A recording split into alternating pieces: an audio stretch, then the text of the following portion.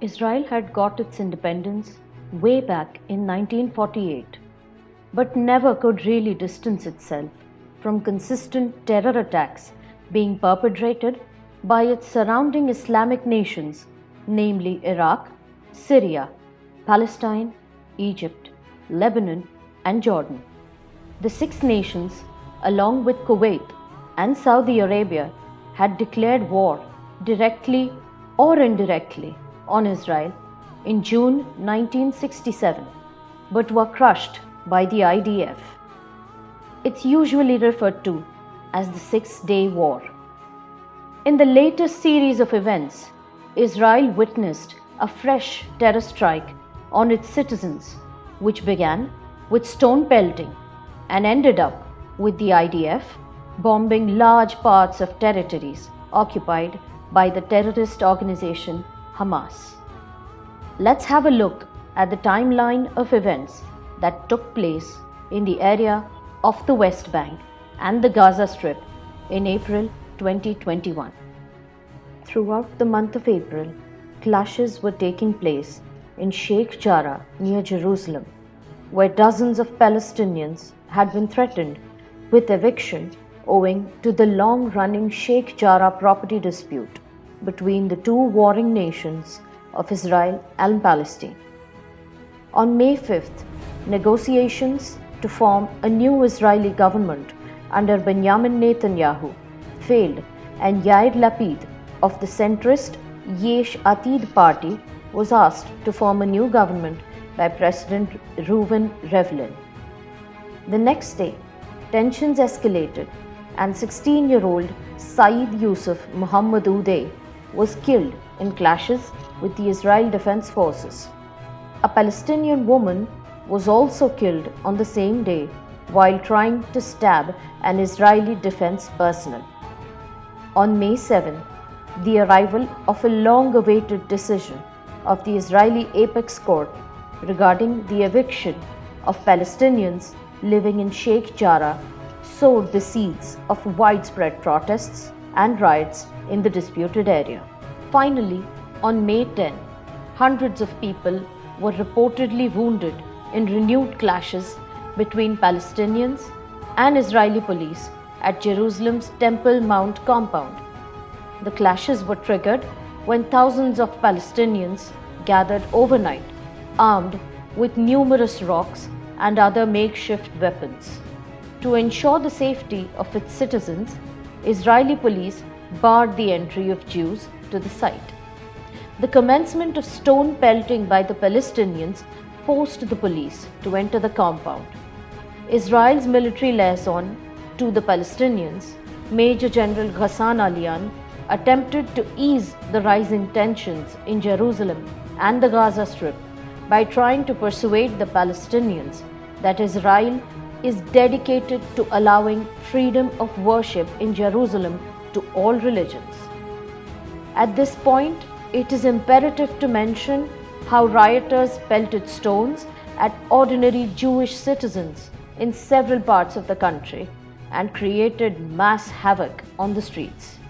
12 law enforcement officers were grievously injured in these riots caused by the angry Palestinian people. The IDF, sensing that situations might escalate in the Gaza Strip, sent reinforcements to the Gaza division. This escalation happened when hundreds of rockets were fired by Hamas towards Israeli cities. On May 11, a rocket hit Holon and civilian property took heavy damage.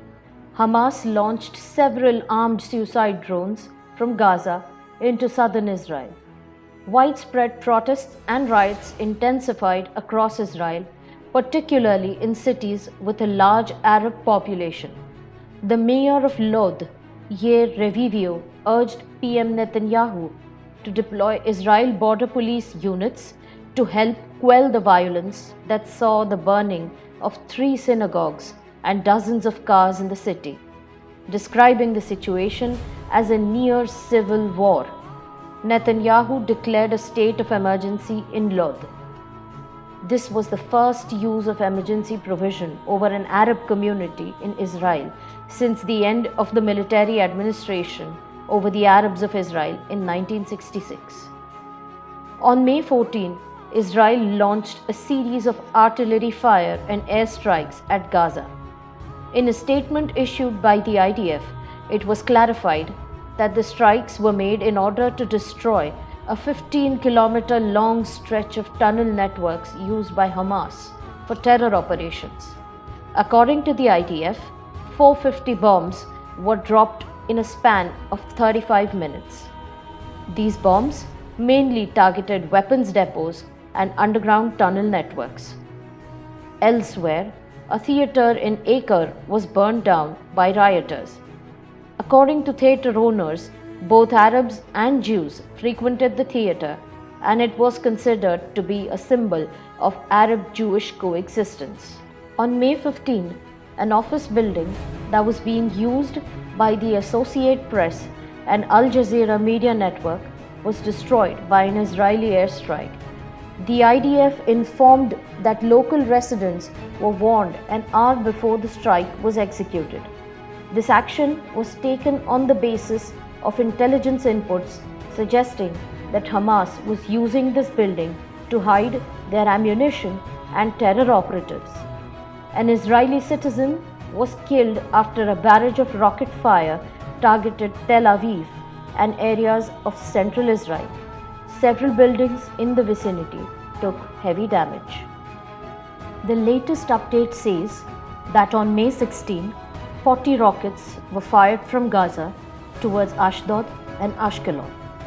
The IDF has chosen to retaliate by launching Phase 2 of the operation to destroy underground tunnel networks in Gaza by dropping bombs from dozens of fighter jets. Jews settled abroad too are now facing the ire of unruly Palestine supporters. Jewish synagogues are under attack by pro-Palestinian rioters.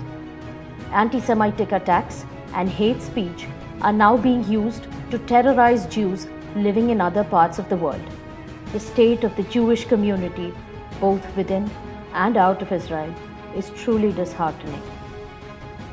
In the next video, we will lay out a brief history of the Jewish community. We will talk about how they were driven out of their historical homeland nearly 2,500 years ago. We will see how they have struggled for centuries to regain their land. Be a part of our movement by hitting the like button and subscribing to The Charged Voice. Hit the bell icon to never miss an update from The Charged Voice.